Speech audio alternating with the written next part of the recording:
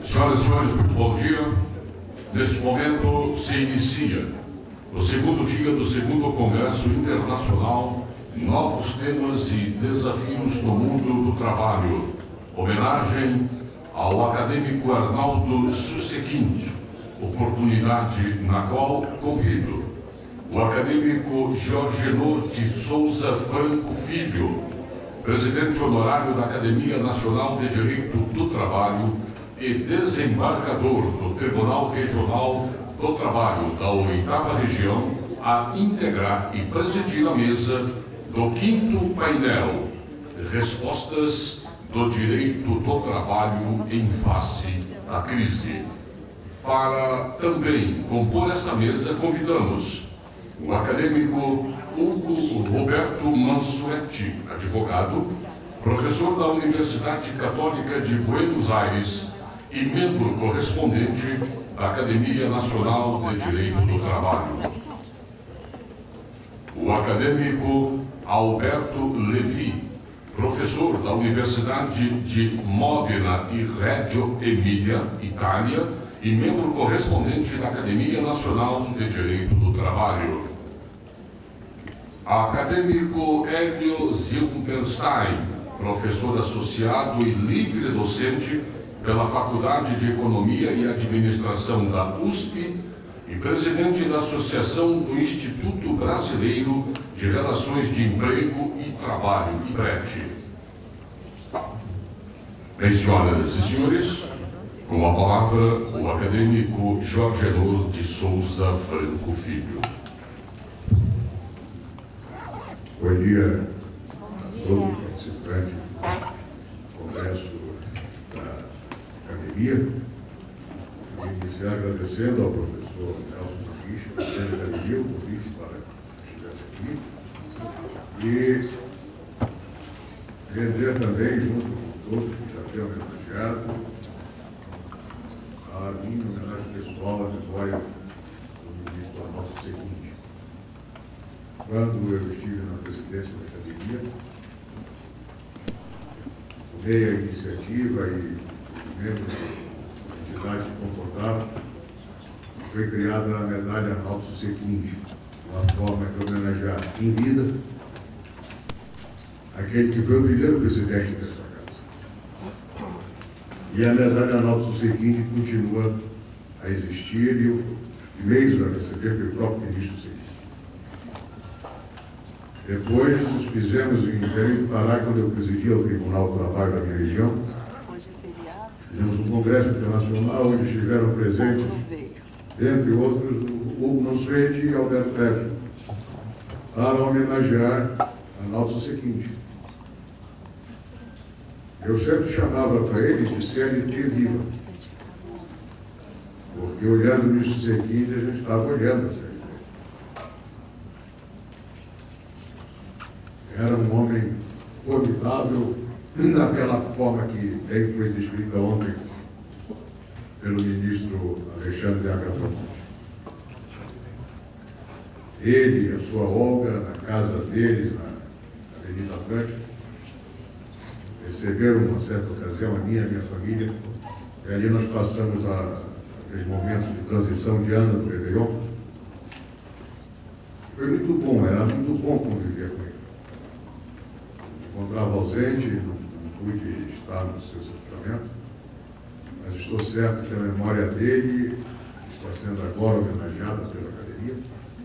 Vai ficar para sempre gravada na memória e no conhecimento de todos nós pela imensa obra do ministro Susequinde no direito. Desejava dizer isto nesse início de manhã, neste início do segundo dia do Congresso, para assinalar que nós também, lá do Norte, temos por Arnaldo Susequinde uma grande saudade e guardamos sempre a sua presença, a sua obra e no legado que ele deixou para ele trabalhar no nosso país. O tema deste painel é sobre respostas do direito do trabalho em face à crise. tenho constatado que ultimamente o mundo vive em crise, acredito que desde a Revolução Industrial. De lá para diante só se fala em crise. Hoje as crises aumentaram, porque existe desde a crise existencial até a crise política, a crise jurídica, a crise cultural, a crise de xenofobia, a crise da dúvida do que eu vou fazer amanhã e da dúvida mesmo se o amanhã vai existir. Como se vive esta quarta globalização, eu acredito que nós estamos voltando àquilo que Oscar Wilde escreveu no Contraditória Grey. Nós sabemos o preço de tudo, mas não sabemos o valor de nada. Esse é o nosso problema. Nós sabemos quanto custa tudo e a única coisa que nós queremos é consumir. Com isso, aumenta o consumo. Aumentando o consumo, aumenta a produção.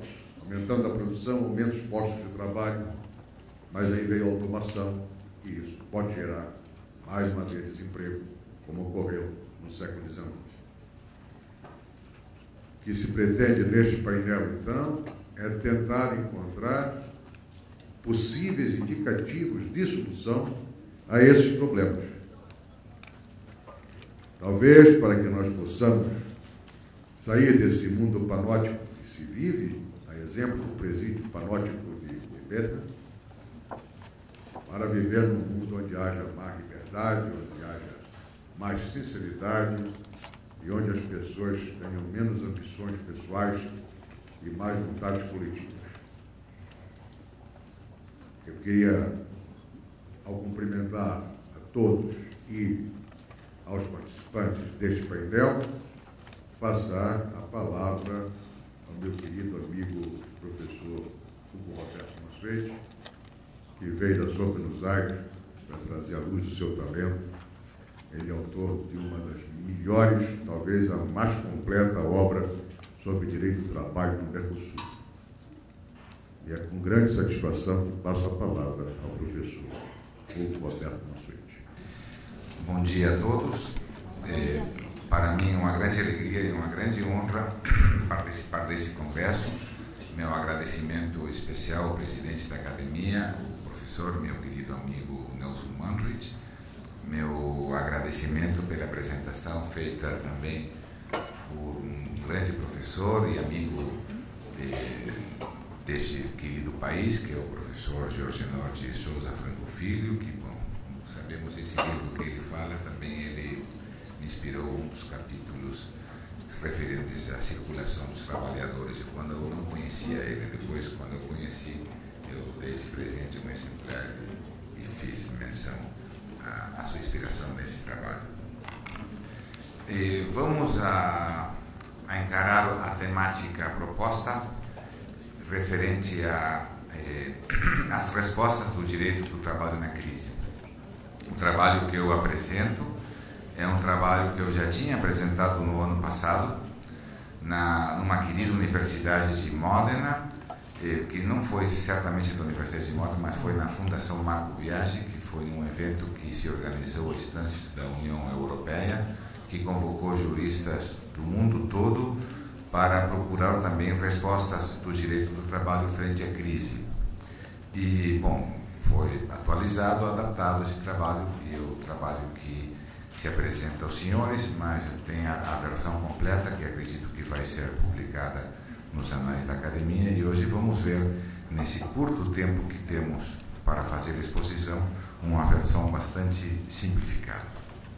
Antecipo que, se procuramos respostas do direito do trabalho frente à crise, a conclusão, a tese que eu sustento nesse trabalho é que o direito do trabalho não tem respostas. Essa é a realidade. As respostas da crise nós podemos achar na economia, uma boa política econômica, mas não no direito do trabalho. Qual é o estudo, a análise que sustenta essa afirmação? A experiência que teve o meu país numa mega crise, que foi a crise de 2001.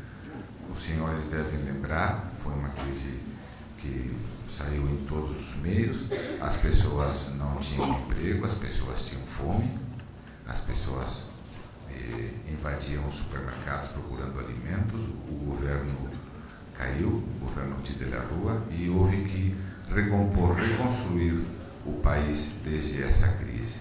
Então, nesse trabalho estão feitas as medições dos indicadores econômicos de 10 anos antes da crise, onde se pensou, do meu ponto de vista, de maneira errada, que o direito do trabalho tinha respostas para crises, se reformou o direito do trabalho, se chegou à crise, e depois da crise se reformou novamente o direito do trabalho e se saiu da crise.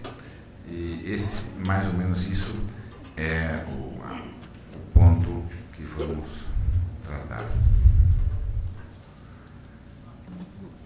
Quando nós falamos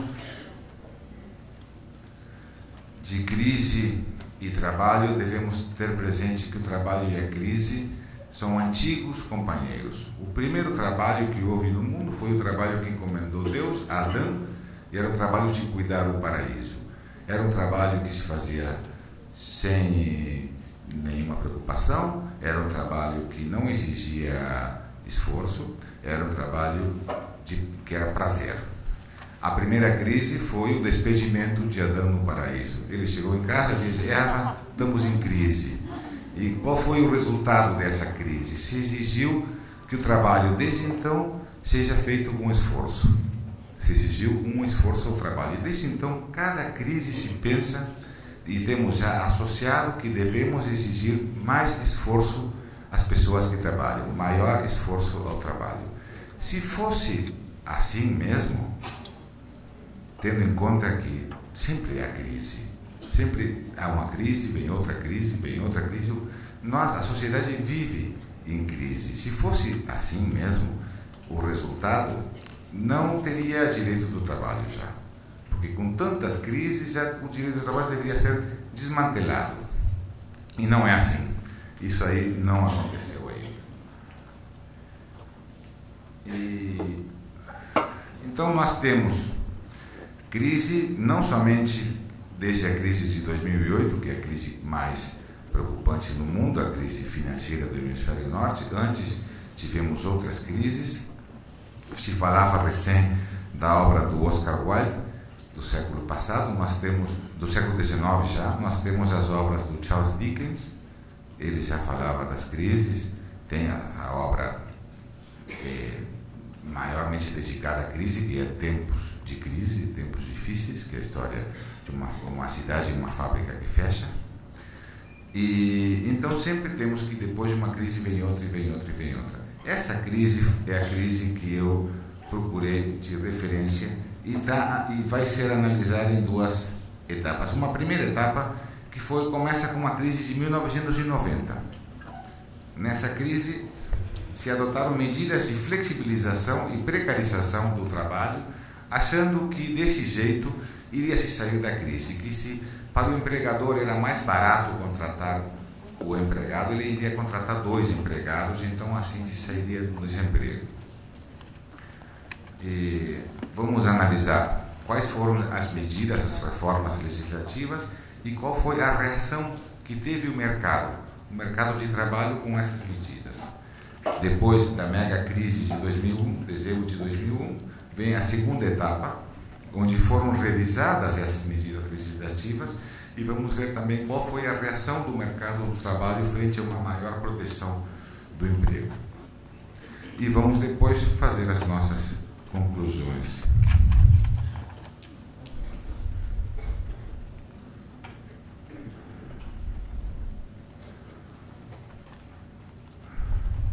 Nós acreditamos então que cada crise vai exigir soluções no caso concreto. Vamos ver agora a primeira etapa, 1991-2001, 10 anos anteriores à crise. Nesse período se inicia num contexto de crise econômica no final dos anos 80. O desemprego tinha aumentado de 6% para 8%, chegando a 8% em 1990. A crise econômica se desloca para o direito do trabalho e são revistos, porque se nós procuramos no dicionário no dicionário de espanhol, a palavra crise gera sempre revisão. O resultado da crise sempre vai ser carestia, falta, carência. É o contrário, oposto ao que se fala de trabalho decente. A expressão decente quer dizer de quantia suficiente, de boa qualidade. Então, vão ser revistos os fundamentos do direito do trabalho. No que faz ao intervencionismo do Estado, à proteção do emprego, vão ser adotados critérios da chamada teoria econômica ortodoxa neoclássica. Se entendeu que a legislação trabalhista deveria ser flexibilizada, diminuindo a intervenção do Estado naquilo que realiza para a proteção do emprego. Se acreditou que com essa receita o mercado iria restabelecer-se de maneira natural, com condições ótimas de emprego e distribuição equitativa da riqueza. Os objetivos das medidas legislativas que se perseguiram foram reduzir o custo salarial não laboral através de redução de custos associados a eventos tais como a contratação laboral, a demissão ou os acidentes. Até houve uma lei naquele então, que foi uma lei que se chamou Lei de Flexibilidade Trabalhista, que foi muito criticada. O que fazia essa lei impulsava, fomentava a contratação de mulheres, a contratação de pessoas com deficiências mentais sem nenhuma estabilidade na sua contratação e com redução praticamente a zero de benefícios, as cargas para a Previdência Social. Foram reduzidas também as contribuições patronais à Previdência Social. Aumentar a previsibilidade do custo laboral. Flexibilizar a distribuição do tempo do trabalho. Descentralizar a negociação coletiva. Fomentar a autocomposição dos conflitos trabalhistas. Esses foram os objetivos. As principais medidas legislativas que se foram adotando nesse período foram: período de experiência sem estabilidade que podia chegar até um ano, flexibilidade horária, impulsarmos bancos de horas ou sistemas de compensação horária para que o empregador não tenha que pagar horas extras e os trabalhadores não saibam nunca qual é o horário de trabalho que eles deviam fazer. Se tem trabalho, fica trabalhando mais horas, se não tem, fica em casa. E não tem horas extras. Adoção de contratos de trabalho precários, sem estabilidade e com redução de encargos sociais. Regimes especiais não protegidos para a pequena empresa. Se foi gerando também um regime discriminatório de trabalhadores com menos direito da pequena empresa e trabalhadores com mais direitos da grande empresa. Quer dizer, os trabalhadores que mais precisam do direito do trabalho, que é o trabalhador da pequena empresa, ele fica sem proteção nesse esquema. Intervenção na negociação coletiva para concretizar modificações, impérios ou prejudiciais para os trabalhadores. Impulsou essa negociação coletiva. Desarticulação dos planos de educação técnica. Incorporação da gestão privada na prevenção e reparação dos acidentes do trabalho, com as chamadas asseguradoras de risco do trabalho. Quer dizer, se colocou a raposa a cuidar das galinhas, não é?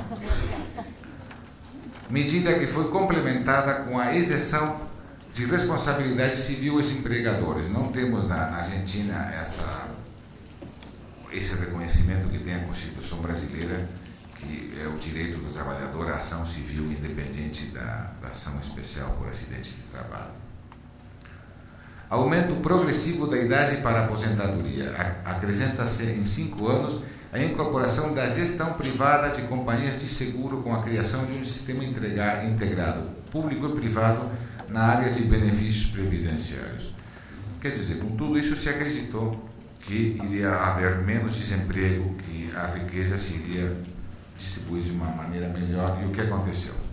O desemprego, que era de 6% quando começou essa crise, no início, chega no final do período, antes da mega crise, é o 18,3%. E na primeira medição que se faz, em março de 2002, depois da crise de dezembro de 2001, o desemprego tinha chegado a 21,5%. O produto bruto diminuiu um 20,1%. No final, em 2001, 55% da população vivia na pobreza. Essas foram as consequências de achar que desmantelando a proteção do trabalho na crise iria haver alguma solução. O que aconteceu depois? Começaram a se reforçar os mecanismos de proteção à estabilidade do emprego novamente. Se começou a reconstruir o direito do trabalho. Se eliminou a insegurança no trabalho e a revisão de contratos de aprendizes e estagiários. Proibiu-se temporariamente as demissões ou despidos. Se proibiram os despidos até o ano 2006. A prática, a jurisprudência e diversas normas também melhoraram as condições de trabalho. Houve uma melhora nas indenizações por demissão. Não existe na Argentina o que tem aqui o fundo de garantia por tempo de serviço. Nosso sistema é parecido com o que tinha no Brasil antes, até os anos 80, de uma indenização por despedimento. Houve também possibilidade de ações civis dos trabalhadores vítimas de acidentes de trabalho. Também, quando começou a jurisprudência a abrir essa possibilidade, as empresas diziam: não, vamos ter que fechar, não dá para pagar os juízos por acidentes de trabalho. Continuam abertos hoje, não há problemas. Melhorias nos benefícios especiais também por acidentes do trabalho. Se limitaram os poderes do empregador em matéria de jus variante e também em discriminação. A negociação coletiva recupera seus mecanismos tradicionais de proteção. Se promove a centralização da negociação coletiva, se implanta a preferência, novamente, porque tinha se eliminado nos anos 90, a preferência da norma negociada mais benéfica para o trabalhador, se reimplanta também a outra atividade do acordo coletivo. A administração da Previdência Social volta às mãos do Estado.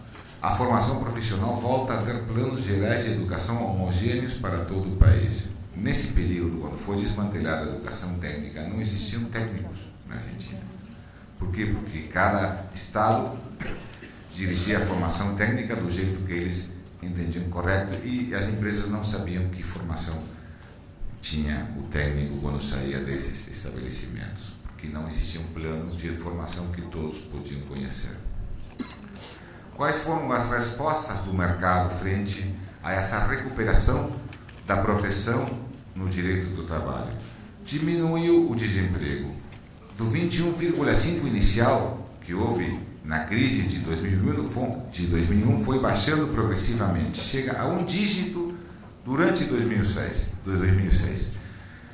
Depois veio a outra crise de 2008. Houve um mínimo aumento, acréscimo do desemprego, mas termina no final desse período analisado o desemprego em 7,5% no final de 2010, que é uma porcentagem já tradicional no mercado argentino.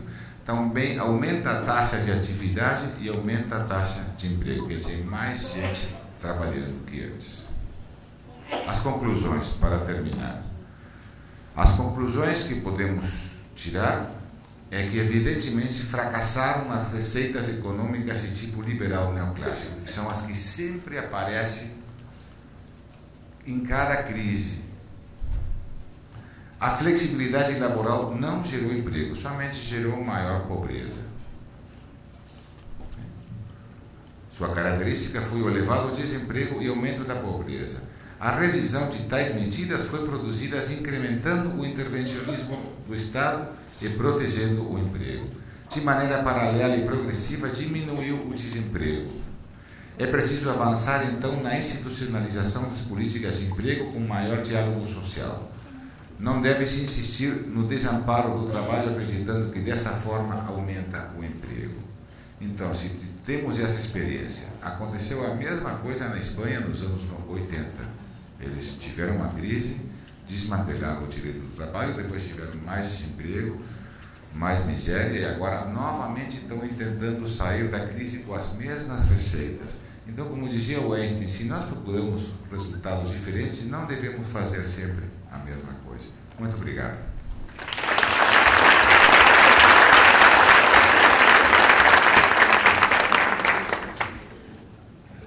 Agradeço ao professor Mansuetti estas lições sobre a situação da Argentina. O que se constata é que o paciente continua o mesmo, estão aplicando remédios que podem acabar matando o paciente. O problema, morrendo o paciente, morre o trabalho. Vai ser difícil sobrar alguém no final de tudo isso.